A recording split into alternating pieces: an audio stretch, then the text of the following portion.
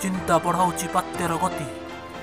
अंडमान सागर रे दाना बांधुची आउ एक लघुचाप।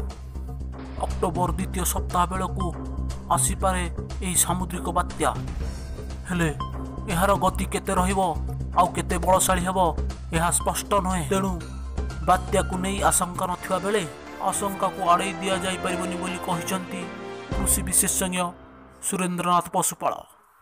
सेपटे पाणीपाग विशेषज्ञ अनुजाई 9 तारिख सुधा यार चित्र स्पष्ट हेबो।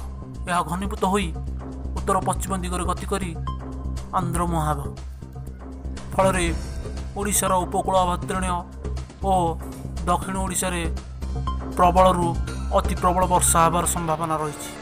आउ सेपटे बंगोपसागर में सृष्टि होता लघुचाप प्रभाव में आहरी 48 घंटा बर्षिब। आसंता 24 घंटा मध्य नवरंगपुर, रायगड़ा, कंधमाल, कलाहांडी, गंजाम, सोनपुर, नुआपड़ा, बलांगीर, अनुकूल, केन्दुझर, बरगढ़, संबलपुर आदि जिले में प्रबल अति प्रबल वर्षा होबार संभावना। आहरी 13टी जिला को येलो वार्निंग जारी करा जायछि।